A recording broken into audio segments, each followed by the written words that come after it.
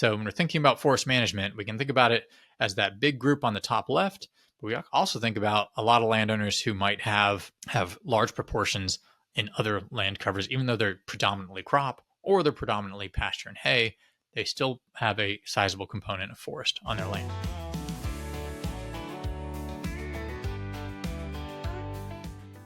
All right, everybody. Well, welcome again to our Land and Wildlife Speaker Series. This is August 20th, 2025. I'm the Wildlife Management Specialist for University of Maryland Extension, and I'm excited to share with you some research that we have going on today. So today's speaker, I get to introduce myself. I should have asked Evan to introduce me, but we're going to be talking about ownership patterns and landscape diversity and conservation implications in Maryland. I'm here speaking on that, but I've got two co-authors who were critically important in making this publication and work happen. That's Evan Griffiths, who's joining us live today, and Yashwanth Penapu Reddy. He is actually on a plane right now to go see family, so he's not able to join us, but he was also really important in making a lot of these analyses happen. I want to start out by saying acknowledgments and thank yous for my co-authors, Evan and Yashwanth. This is a copy of the paper. It just came out about a month ago, and really excited to have this out. It was in the journal Land. It was peer-reviewed and took quite a bit of time to get together. So encourage anybody who would like to read into more detail to check this out. Evan's going to put a link to the paper in the chat. It is open access, so anybody can read it. I also want to thank, of course, the data sources. The Chesapeake Conservancy was key in making this happen. The Maryland Department of Planning hosts an excellent GIS mapping service that we used in this analysis. And also, we ended up incorporating landowner survey responses in our paper. And so I want to thank all the landowners who filled out our survey. Some of you might even be on the call today. And Ashley Knott, she was a postdoc who worked with us for a good year and change, helping to implement that survey and get that all in. So I want to say thank you to all those folks. And here's our outline of the day. Going to start out, and we'll work our way through each of these bullets. But the first one's an introductory slide, how ownership really is key and important for habitat and wildlife, because ownership determines management, and what management determines your habitat, and your habitat determines your wildlife. We'll dive into the data and analysis, distribution of land ownership size, both by size class and in public versus private ownerships. And then we'll move on to land cover analysis and some really interesting clustering work that we did by land cover. So we're going to see how different parcels are grouped together based on what's on the property. And we'll talk a little bit about some survey insights and then talk a little bit about landscape conservation. So to get started, it's a big introductory piece of why this matters. Why is it important? And especially for private land. And this paper back in 2001 by Michael Scott talked about how we have a lot of parkland in the United States. We have a lot of protected areas. The challenge is that our protected areas generally are not as representative of our larger landscape. The reason that is a lot of the areas that had great soils, in areas that could grow good agricultural productivity, those were the ones that were settled first back in the 1800s during the establishment of our country and the sort of expansion westward. So as those higher quality soils, higher quality lands ended up becoming private. The ones that ended up becoming public tended to be our mountainous areas, our deserts. So we don't have as much of a full distribution of protected areas in parks as we do of maybe lower quality or lower productivity areas on our landscape. And another thing I wanted to highlight is we hear a lot about climate change and the impacts, and there's a lot of effort on that. But it still remains that habitat and what's happening on the ground is still one of the number one causes for biodiversity decline, and one of the biggest things we can do to help wildlife on the landscape. So I just want to emphasize those couple of things, and then we'll dive into our data sources. One of the key data sources that was important in making this happen was the Maryland Department of Planning. They have, like I mentioned, an excellent GIS database they maintain. They update it and post it up on their website every few months. And we married that parcel database with a land use and land cover database developed by the Chesapeake Conservancy in partnership with the U.S. Geological Survey. So I'll dive into how we match these up, but these were the two core data sets we used, and we use them in combination with a landowner survey. So I'll describe what exactly this looked like and our methods and how we did this. But here's an image of a satellite image of a area in central Maryland. And so the Maryland Department of Planning website data has this GIS polygons of everybody's ownership on the landscape. And so we can map on top of the satellite imagery each person's parcels. This is publicly available data, so you can go look up on their maps, on their online maps, who owns each of these properties and get a lot of information about the tax status and a variety of other characteristics of the property. One thing that does not include is it does include some data on the structures on the property, maybe even the assessment values and things like that, but doesn't have a lot on the land cover. This is where the Chesapeake Conservancy comes in. They have a 1 meter resolution land cover map. This is the exact same area, and they have classified all the land covers into what we call a raster database that describes in categories all the different types of land cover. And so you can see on this map, the dark green is forested areas, the orangish color is crop fields, this light tan color are hay fields. Structures are these reddish blotches you see. These are home sites. You can see even the roads, the more permanent roads are black, the driveways are gray. And so they're able to map all these different aspects of land cover in high degree of detail, higher than we've ever had before as of this map, as of the creation of this map. So here's another just color mapping of that, just an alternative color description. And I pulled it up this way so I could overlay our parcels again. So we were able to overlay the parcels onto their land cover map. And then I want to give an example of this property right here that I'm circling. And we're going to zoom in on that. And we used a variety of tools. I believe this was done in R. And we would go through and tabulate the number of pixels of those land cover, of that land cover map. We'd count up each of those pixels. They're 1 meter pixels. And we'd add them up and calculate the acreage for each of the land covers for that parcel. And here on the right, you see an example on this property. It's 105 acres of cropland, about 79 acres of forest, 5 acres of tree canopy other. That's usually individual trees or trees found in yards, and a variety of other land covers. So we processed this across 522,000 unique owners. We subsetted out for processing importance. Anything that's smaller than 0.5 acres, we assumed those were more developed areas and weren't as, maybe not quite as, they are important. They could serve as wildlife habitat, but they're not really as important. So when we filtered out everything smaller than a half an acre, we ended up with about 5.5 million acres that were in our data set. That was reduced from the whole acreage of Maryland, which is 6.2 million acres. So we have about 700,000 acres in Maryland that are properties that are less than half an acre. So we sort of set those aside and focused on everything that was a little bit larger than that. That ended up with 522,000 unique parcels. And we ran that process of calculating the number of parcels, number of pixels for land cover on each of those owners. Then we went through and grouped all those landowners by using a clustering algorithm to find what types of landowners were similar to each other. You'd think this would be easy, but when you look at all the different land cover compositions for these property owners, you'll find a lot have, say, half crop, half forest, and a little bit of hay. And then another one has 2/3 forest, 1/3 hay. And you have a lot of diversity of the types of land cover on properties. So how do we make sense of this? We used hierarchical clustering and we made it size agnostic. So essentially, we only used the percentages of the cover on each property and fed that into the algorithm to allow the algorithm to find out who matches similarly based on the percentages of cover on their property. So you could have somebody that had a 5 acre parcel and a 1,000 acre parcel. If they had similar percentages, they would get grouped into the same cluster. We did that because if we added size into that, it would basically cluster all the big ones together and all the small ones together. So we really want to see more how are similar owners thinking about their landscape. And this is important, again, for trying to think about targeting our outreach efforts and finding landowners who are similar.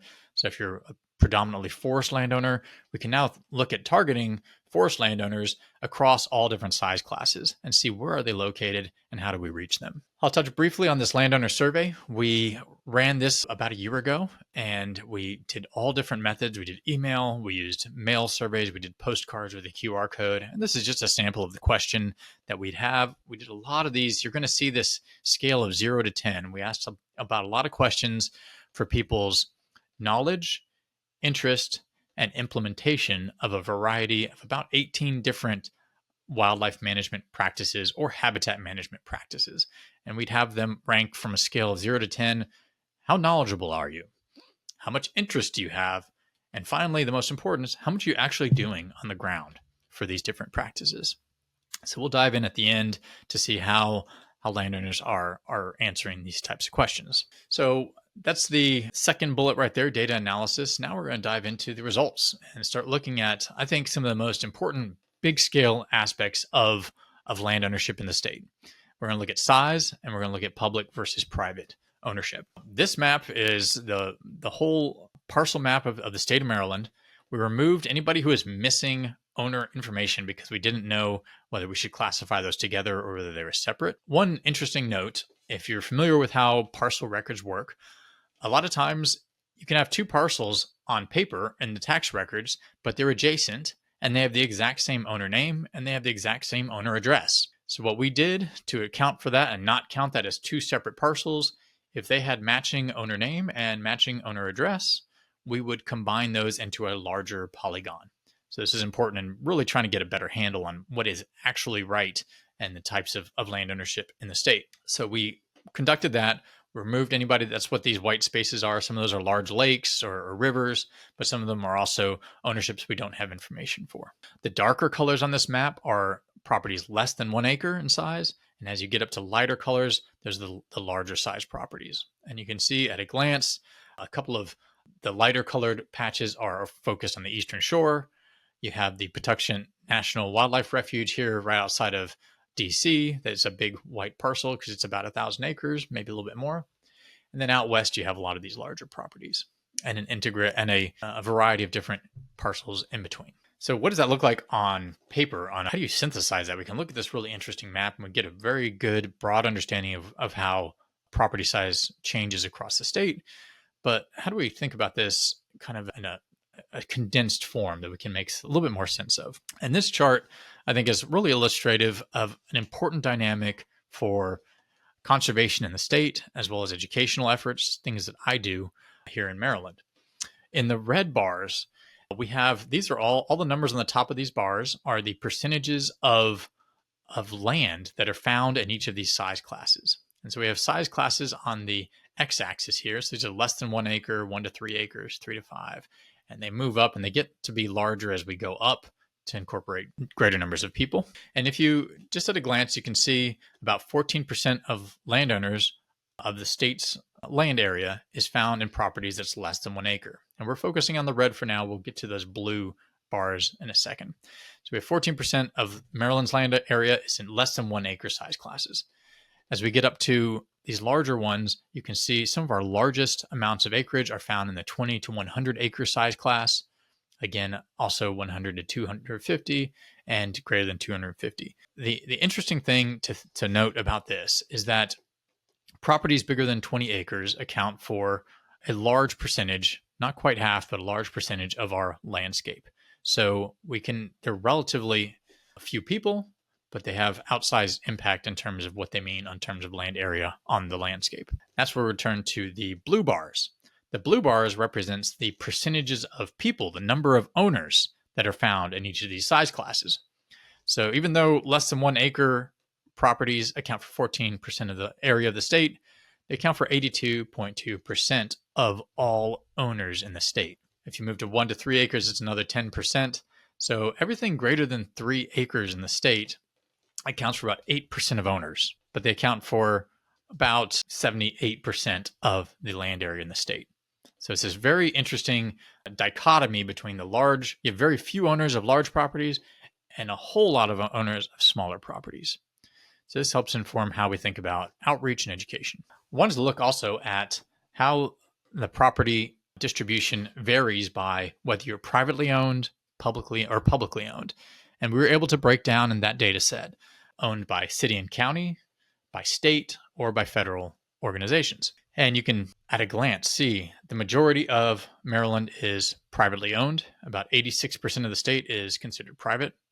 And we have the rest of the 14 is split between county and city, state, and federal ownership. Those public ownerships tend to bounce up in the 5 to 20 acre size class. That's where you see a lot of city and county lands popping in. These are schools, these are sports fields, things like that. Also, the 20 to 100 acre size class, we start getting a little bit more state land. And as we move up into the larger size classes, that's when we really start to see a greater percentage of our state and federal lands, especially state lands, are in this bigger than 250 acre size class. So now we're going to turn to land cover analysis and some of our clustering work and see what we found there. We took the Chesapeake Conservancy land cover database and we simplified the categories. They have about maybe about 18 categories of land cover in their database.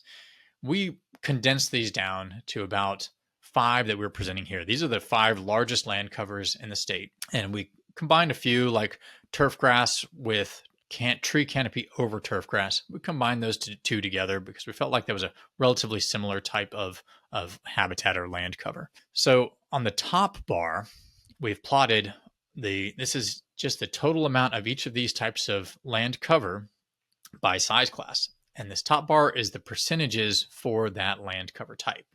So this light green color is turf grass.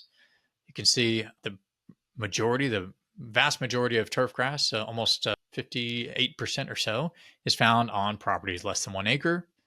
And then it drops down in some of these larger size classes. But then the 5 to 20, and even the 20 to 100, you have this bump up where you have about 10% of the land cover of the land area for turf grass is found in these larger size classes as well. Also found a couple of interesting patterns I want to draw your attention to. One is the dark green is forest cover. So you see the 20 to 100 acre size class comprises about 30% of the land cover of forest in the state. And that drops back down in some of these larger size classes. And when you get to greater than 1,000, it bumps back up. So this is something I would call a bimodal distribution, where you have almost two peaks on the chart, where you start to have a lot in the 20 to 100, and you also have a lot in that larger size classes greater than 250 acres or even greater than 1,000 acres. That same pattern also holds with this blue line, which is wetlands, tidal wetlands that are not forested. And so you see another pattern where you have a bump up at 20 to 100 acres, and then it bumps back up again, goes down from 100 to 250. And then you start to see these really large properties have a larger percentage again. So something to think about in terms of forest management and forest outreach. We have this cluster of folks in that 20 to 100 class. Then you have another sort of bump in these really large size classes. Now, I'm not saying to ignore any of these smaller ones, but it's something just to realize when we think about targeting efforts where these reside. The second chart below is just the total area. So the one above is percentages, just to get a sense of how they compare with each other. The second one is the total area. And what is apparent, and we'll talk about it again later, is forest land is our largest single land cover in Maryland. And it sort of dwarfs in some ways all the other land covers. The second is cropland, that yellow one, followed by pasture hay, and then we have that turf grass pieces and wetlands below that. You again see this bimodal pattern of forest lands where you have this bump up that's more apparent in this total area. And a couple other things, also the crop and hay pasture folks, again, those are pretty dominant in this 20 to 100 acre size classes. And you have a pretty high peaks for turf grass. It's an outlier in terms of being a small, less than 1 acre acreages are found, where the majority or a large percentage of our turf grass is found. So I mentioned earlier, we used cluster analysis to try to make sense of how do we bring all these different things together and make sense of it, and how do we start to approach and use this in outreach and conservation. We ended up getting 5 different clusters. The algorithm ran through these and grouped similar ones together. Now, they're not all exactly these percentages. You have a whole lot of landowners that are fitting in these. Some have lower and some have more, and they're a mix. But these are the average land covers in these clusters. So we ended up with a forest cluster, a turf grass, crop, developed, and a pasture and hay category.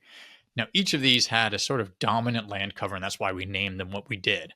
But they differ in a lot of important ways. I'd like to draw your attention to a couple things about these clusters. You can read on this chart, you can see up here the number of owners, 180,000 owners, 34% of all owners are in this forest cluster. The total acres, about 3 million, 54.7% of land area. So even though all these pie charts are the same size, really this forest chart should probably be a lot larger than the others just to represent how much larger it is than all the others combined. So, and you can see the patterns of forest. It's about six in this cluster. Most of them were about 2/3 forest covered. A lot of them had a component of cropland, about 10%, a component of turf grass, and some wetlands. And all the others were mixed in and added together here. As you'd expect, turf grass ended up being in our developed areas. You have development and turf grass together.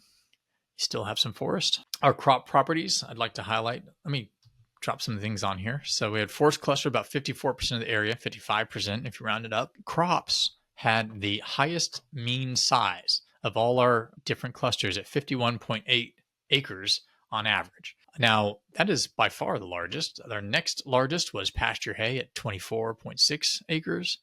And then it moves down to our forest properties, which is 16.7 acres. So even though forests are the largest, when you combine them all, it includes a lot of smaller properties that are predominantly forested. And that drops the mean and the median values down significantly for forested cluster properties. One thing to highlight also is, you may have noticed this as you look at this, pasture and hay was the most heterogeneous. It had the most different types of land covers. And it was about 55% was in pasture and hay on average. We had about 30% forest, and you had about 14% of a lot of different other land covers coming in. Finally, one thing to highlight is that forest is the largest in the largest cluster in the state. It's also a significant component in all the other clusters. So you find it listed out here on the turf grass at 6%. It's the second largest in your crop land cover. It's the third largest in our developed areas even, and it's the second largest in our pasture and hay. So even though we have, say, crop landowners, they have a significant portion of forest on their property in general on average. So when we're thinking about forest management, we can think about it as that big group on the top left, but we also think about a lot of landowners who might have large proportions in other land covers, even though they're predominantly crop or they're predominantly pasture and hay. They still have a sizable component of forest on their land. So similar to what we had before, this just maps the clusters. Now these are the dominant land cover. Our forest cluster, again, has this large sort of dominant percentages moving across almost all the land cover classes in the state. One thing that did shift a bit when we used the cluster analysis from just looking at land cover is our crop proportions. The total area of crops was highest in the 100 to 250 size class. So crop dominated places show up right there. In terms of hay and pasture, that 20 to 100 acres was where the highest number of those owners were found. So there's some sort of like when you think about like means and who people are like, the forest folks, the highest number of them is 20 to 100, as well as the hay pasture. Our crops end up getting into some of these larger size classes when we look at them in these cluster approaches. So when you map these clusters across the whole state, this is what the whole thing looks like. And this was really informative for me. When I first ran across this chart and started looking at it, there was a few patterns that really actually made me change the way I think about Maryland in a lot of ways. I always knew the Eastern Shore had a lot of agriculture. People talk about that, and I can sort of get a sense. But when I look at it on this map, it really became apparent like how important crops are, especially in the upper shore of the state. That large swath of yellow, which is the crop cluster, is found over there. Another thing I found was how forested a few other regions was, in particular Southern Maryland. I was surprised. I see a lot of farmland in Southern Maryland, but when you aggregate it up, there's also enough forests where a lot of these properties were shifting over to forest dominant properties. And so you see a broadly dark green color in Southern Maryland for our forest dominant covers. You also see a similar pattern in the lower Eastern Shore. We have a lot of timberland as well. And you find the same thing out west. Out west, I found it looks a little bit different. You have a lot more of the orange interspersed in there. Now that's hay and pasture interspersed in with forested areas. And then in central Maryland, you end up with a lot of diversity of hay and crops and some forest in certain places. So again, it really made me think, gosh, if you're doing work on hay, a lot of that's happening in central Maryland and out west. Don't really think way out west is having a lot of hay. There's a sizable components of hay happening out there, a lot in the central Maryland and the central swath, and it's interspersed to a lesser extent over on the eastern shore, and you find it also mixed in southern Maryland. So these were really helpful for me to think about our regions and what is really driving the economy and the land cover in some of these places. This is again we'll dive into how this worked here. These are that same map where we see our parcels over on the satellite imagery, and how this clustering ends up classifying these properties that we saw earlier. So you can see we started with this. This is our general parcel map over satellite imagery, and this is two pictures of the same image. One on the left just shows the land cover, where you have all this diversity of land covers, and then on the right we have colorized all of those parcels based on whether they fall into the sort of turf grass category, the crop category, which is the yellow, and hay, which is the orange, and forest, which is the dark green.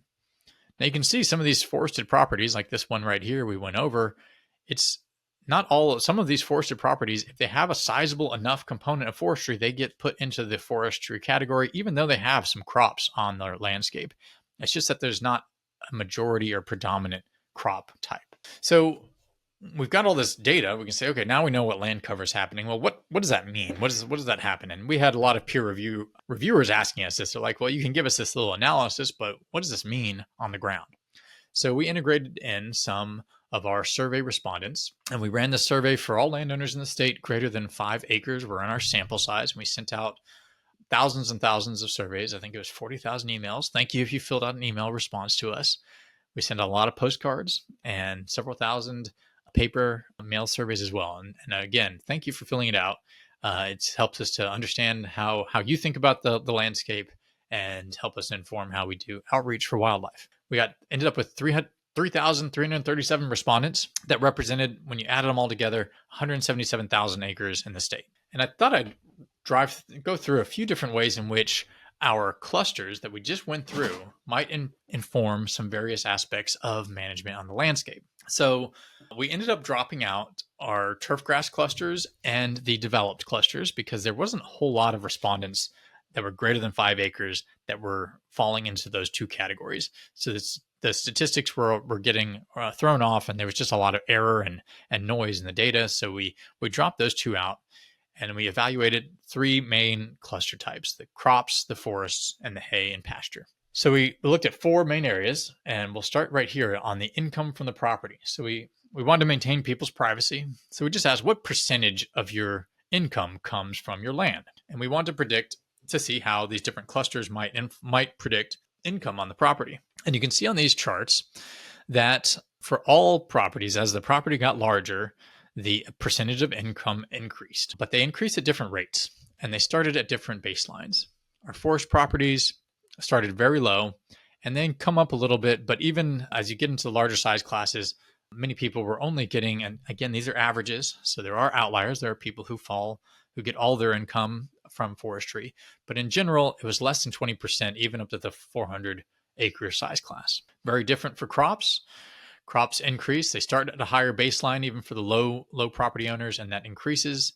Not as high as a rate as the hay and pasture properties. As those get larger, a greater percentage of the income is coming from that property. You may have remembered that first question I showed of knowledge, rank on a scale of 0 to 10, how much knowledge you have.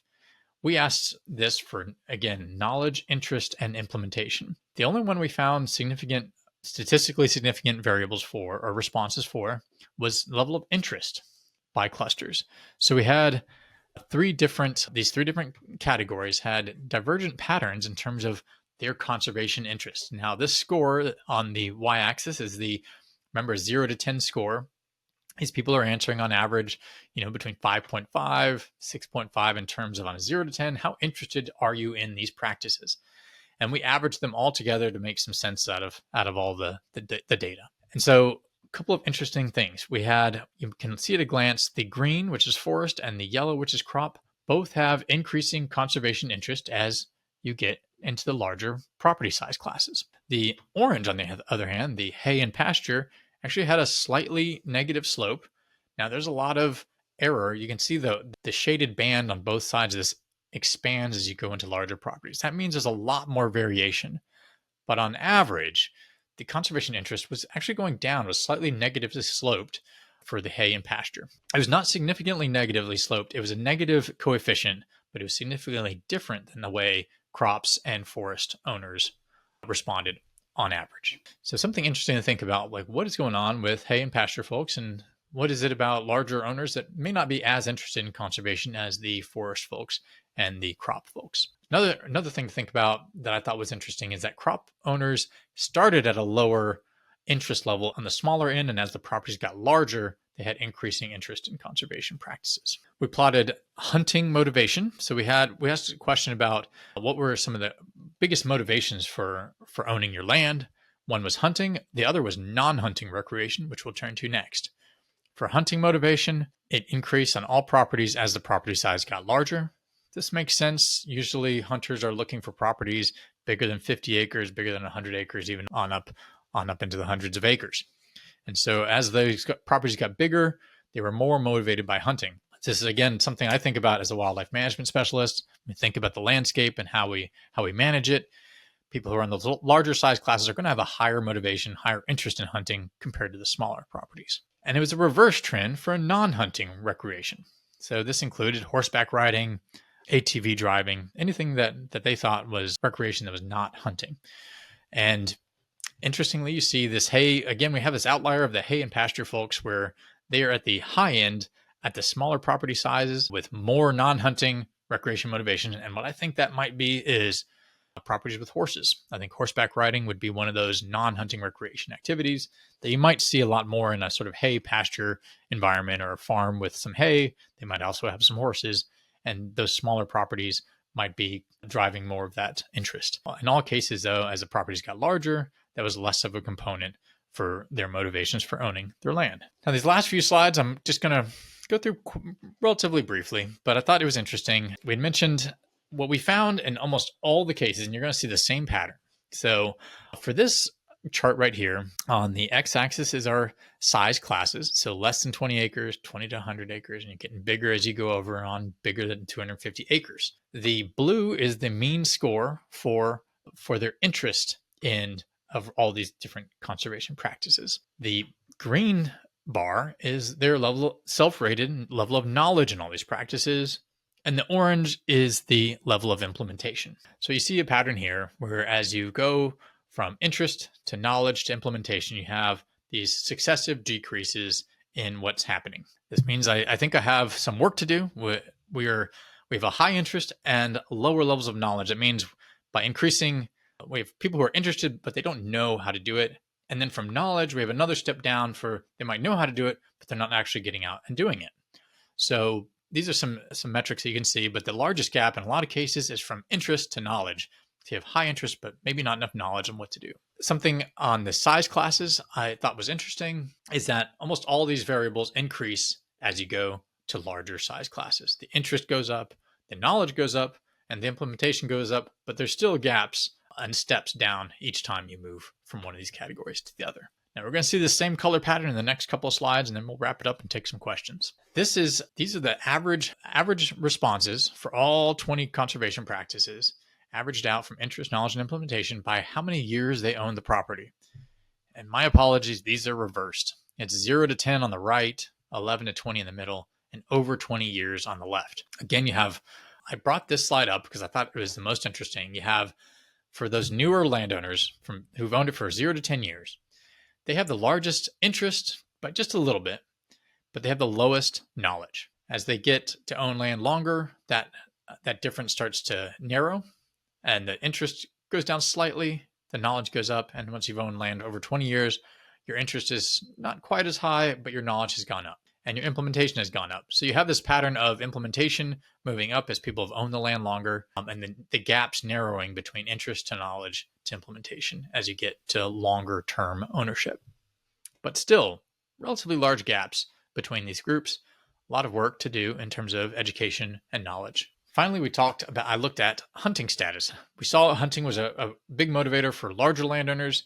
How does it turn out in terms of scores for 20 conservation practices? Everything from making brush piles to planting trees or harvesting trees, planting food plots, all sorts of different things, putting out bat boxes, putting out nest boxes. We averaged those scores together. We found for those folks who have hunting, which is the bars on the right, they had higher interest, higher knowledge, and higher implementation than the folks that didn't have hunting on their property or did not allow hunting. And the response of this was, do you allow hunting on your property, yes or no? And that's, if they did, then they ended up on the right. If they didn't, they're on the left. So we see an interesting difference that people who allow hunting tend to have, on average, higher interest, higher knowledge, and higher implementation than the non-hunting folks. We also asked, and this is the last one of these, I'm sorry, I promise, last one. We asked, how many acres would you be interested in dedicating? I have an introductory phrase and say, bobwhite quail are our number one declining bird species in Maryland. Would you be interested in dedicating habitat for them? If so, how many acres would you dedicate to meadow or early successional grassland and shrubland habitat? A lot of people skip that question. That's these ones on the far right. That's blank and missing. A lot of people said no, none. I'm not interested in putting any habitat in on the ground. 200. These are the numbers of people who responded in each of these categories. 200 and some odd folks said 0. The people who said less than 3 acres, 3 to 10 acres, or 11 to 25 acres, those people had significantly higher readings and results and values for all of our metrics compared to the people who have none. So we found, in terms of all the predictors, when we run this through a regression output, the number of acres people are interested in putting into habitat was highly predictive of their score for these different conservation practices. So again, relatively low. If they're not interested in doing habitat, they have lower interest, lower knowledge, and lower implementation than people who have an increasingly willing and interested in putting land into early succession on grassland habitat. So takeaways for the talk, I want to run through about 15 minutes for question, is forest is our dominant land cover in Maryland. They also, and this is the total acreage and percentages for the state of Maryland. 43.4% of the land area is forest, and it's followed up by crops, then turf grass, and moving on down. And the forest action plan for the state identifies that our forests are relatively lacking in different age structures. So we have the majority of our forests are 60 to 100 years old. Very few, comparatively few, are new or young forests, and comparatively few are old forests. So ideally, we can diversify our forest structure, and by doing that, different types of wildlife key in on different ages of forest. They have different structures, they have different understory characteristics, and so diversifying that forest structure can be really important to think about in terms of conservation. I always like to highlight that grasslands are our number one declining bird guild, and what this research showed me was our hay pasture areas are very dominant in that central swath. Those are relatively natural grasslands. Now, we're working on a publication. I'm working with Jennifer Freeberry on finalizing a publication for wildlife-friendly haying. But haying can be hard on a lot of our grassland birds as they're nesting in those hay fields right before the first cut. And that first cut, if anybody has cut hay before, people know this is a challenging time for wildlife in terms of wildlife getting caught in those fields because they're all nesting. It's a breeding season. And so it can be relatively hard on them. So thinking about targeting efforts for conservation for folks who might want to make their hay practices a little bit wildlife friendly. Something to think about is that central region of Maryland. There's out west in Maryland. We're working on a publication to help guide people on how to help grassland birds in those environments. But that's the biggest takeaway on that forest aspect. And then finally, I think private landowners are key partners. About 86% of the state is privately owned. And so we saw on some of those charts, we have distinct strategies. We have very few large landowners that own the majority of land in the state, but you have a whole lot of small owners that have a lot of voting power, a lot of political power, just in the sheer numbers. And so I see there's a couple of strategies in terms of reaching the smaller owners, just in terms of education for what can be done on their own properties, and also for getting social acceptance for things that you might want to do on larger properties. And that includes things like prescribed burning, different types of land management practices. So I think there's two strategies in reaching the abundance of folks who are smaller size classes. I think about mass marketing strategies, social media, and how to reach large numbers of people, thousands and thousands of people, versus perhaps some of those larger landowners might benefit from a little bit more targeted outreach, more individual work because a very few people can have an outsized impact in terms of land area. So with that, I want to say thank you and hope we have some good questions coming into chat, and we'd love to hear more about what people thought. We do not actually have any questions yet, but I guess while we wait, we could talk a bit more about some of the conservation implications of this paper. I feel like we could delve into that a bit more. Yeah, what did you think, Evan? Anything I missed? You worked on this paper a lot yourself, so anything you saw in there that Two things that I feel like we highlighted a bit more in the paper. Turf grass owners. Obviously, that's a big proportion of the number of people who own land in the state. And while they don't necessarily have as much land, they can certainly still contribute to conservation through managing the turf grass, but by converting the turf grass to other types of habitat. Yeah. And focusing efforts there can be helpful as well. And then the other one I wanted to and I'll use that as a chance to also plug next month's webinar, where we're going to be focusing on how to make residential areas more wildlife friendly, and maybe converting some of those turf grass areas into pollinator habitat, which serves as great nesting cover for ground nesting birds like meadowlarks, turkeys, quail, and also reducing the labor that goes into managing one's land. Margaret just popped in the chat. I got some things coming in the chat. Thanks, guys. The amount of land and turf grass category is very surprising. Golf courses are a component, but I think it's a small minority compared to just the number of lawns we have out there.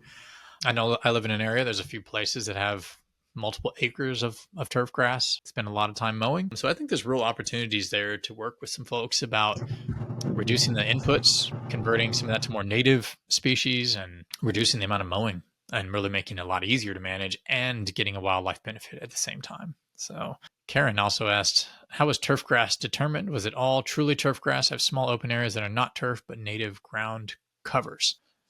Hard to say. I would say they have accuracy assessments where they have gone through and checked different areas based on what was found on the satellite. And I believe most of these categories were between, I want to say, the high 80s to the mid 90s in terms of accuracy.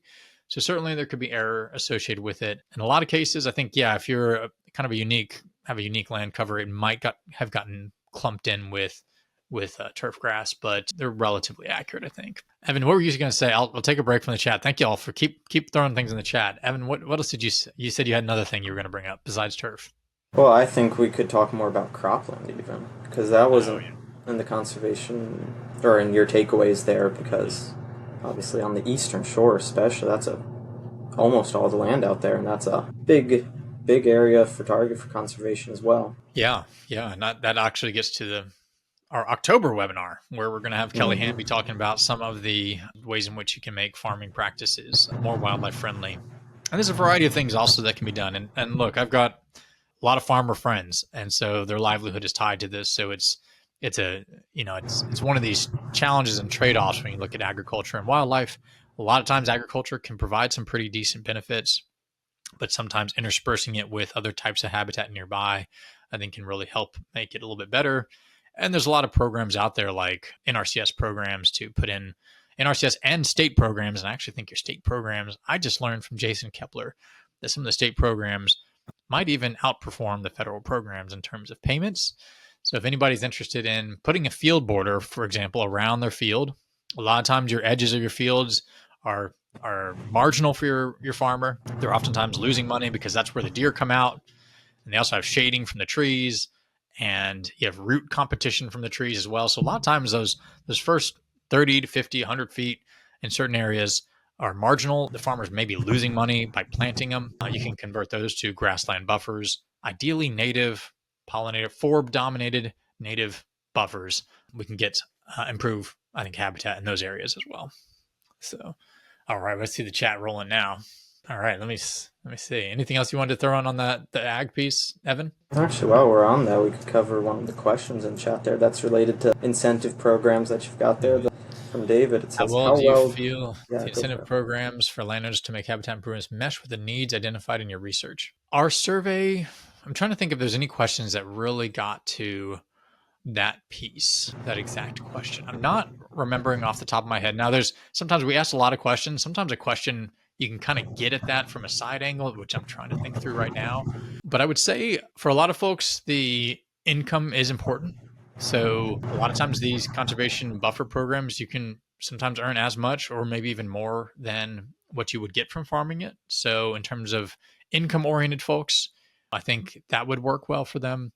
I think there are some potential challenges with folks just not wanting to enroll in programs, not wanting to commit to 10 years or 5 years for state programs. So I think it depends on your individual kind of goals and objectives, but I think it can work for a lot of people. I know a lot of people are very happy with entering into those programs. So Margaret asked, can you tell the difference between turf grass and clover cover? It probably depends a bit on the broader environment. If it's like a clover pasture, like a lot of pastures will be seeded with clover, I could see that getting moved into that hay pasture category. There are some land cover tools that will tell the difference between clover and grassland, but I'd have to look at a specific spot and kind of test it. We can pop in the chat, maybe Evan, while I'm talking, if you want to pull up the Chesapeake Conservancy land cover viewer. Margaret, you Yep, can I go can do straight to that that. viewer and go find a parcel that you're looking and you want to see how well did it do. You can kind of look and see how it classified that clover field versus a grass field. So, okay, we got a few more coming in here. Now, guys, I have a hard stop at 1. I'm going to have to close it up in 4 minutes. So I'm going to get as fast through as many of these as I can. Joe, I saw, yes, I am working with Washington College's Natural Land Project. Dan Small has been a great collaborator over the last 5 years I've been working here. I got in touch with them early on. Phil, thank you for the positive feedback. I'm right about 100 acres. Mostly hunting drives my decisions. 5 largest. Yep. We're living else for high interest, but little time for implementation. It's tough. Yep. Based on the results, what is our ask of state legislatures? Is there legislation that the state needs? That's a big question. I'm not ready to answer that one. And somewhat as my role as an university public person, feel like probably outside of my wheelhouse to be advocating for legislation. So I'm gonna let that one be for the policymakers to work on. I will say, just in general, like I will speak generally, I think a lot of improvement to forest management is helpful for wildlife. I think improving there's some opportunities to make our hay farming more wildlife friendly, and maybe some tools for agriculture. But extension is all about voluntary education, and I'm a very big fan of just educating people so they can do voluntary work on their own. So that's kind of my role in the realm. So, and I like that. I think it's a nice low pressure way to get work done on the ground. And there's been research to suggest that this is a nicer way that people like to get work done when it's voluntary versus something that's mandated. It kind of changes the whole dynamic. Sometimes when something's mandated, all of a sudden it becomes a chore instead of a joy. So I'm going to bounce around here. Is there any research on how a large grassland tract needs to be to support the various grassland species? Yes, there is a variety of research. Depending on the bird species, the larger the better, and especially for something like bobwhites. But a lot of other species will use small ones as well. A lot of our forest birds will use small forest openings as well. So that's another way in which you can enhance the diversity of your forest is by creating small meadow openings inside them. It creates a little opening of ground cover. A lot of pollinators come in, insects, and that is where a lot of these forest birds, forest interior dwelling species birds will come to catch bugs for their chicks in the nesting season. So there's a couple of papers I have. Maybe you can find those papers, but in the email we were talking sent yesterday, Yeah, pop them those, in the yeah, you chat. can send them. But there's a couple of examples of early successional forests being really good for wildlife. Saltwater inundation is impacting agriculture on the lower shore. That is for sure. I've seen fields they used to plow that are now underwater or muddy, too muddy to plow. All right. Prescribed burning is very difficult. I agree. We're working on the prescribed fire aspect. There's a prescribed burn association on the Eastern Shore. I think there's going to be more prescribed burn associations coming up. And there's also a prescribed fire council to work on education and policy in the state and help make that a bit more easy to pull off. Yeah, services available and implement. Services for turf grass are easy, but to get meadow is pretty challenging. There, we increasingly are working on educational programs, and we had a multi-year program to educate what we called the green industry, to educate people about how to create more wildlife friendly management on their landscape. Great point about that, Margaret. And I think, man, maybe we could, maybe it's time to revisit that and think about doing some more education oriented towards landscaping folks to how to put a meadow in. Hope there'll be even more emphasis on the importance for barn owls. Agree. Barn owls are in that class of a grassland and early successional species. They like to forage over open fields. They're catching voles and mice in those fields. So, yeah, I'm a big advocate for keeping grasslands open, native grasslands open, and forb cover as well. Thank you, Evan, for sharing that. All right. Very nice work. Thank you. It provides good direction for future conservation. Thank you, Fatima, for the kind words. With that, we're at 101. I think we got through almost all the questions, if not all of them. Thank you, everybody, for joining. This will go up on YouTube here in a couple weeks, and look forward to seeing y'all next month for Lisa Cooter and Stacy Small-Lorenz to talk about how to design your turf grass for more wildlife benefits. Thank you, Joanne. Thanks, everybody, for chatting. Thanks, everyone. We'll see y'all soon.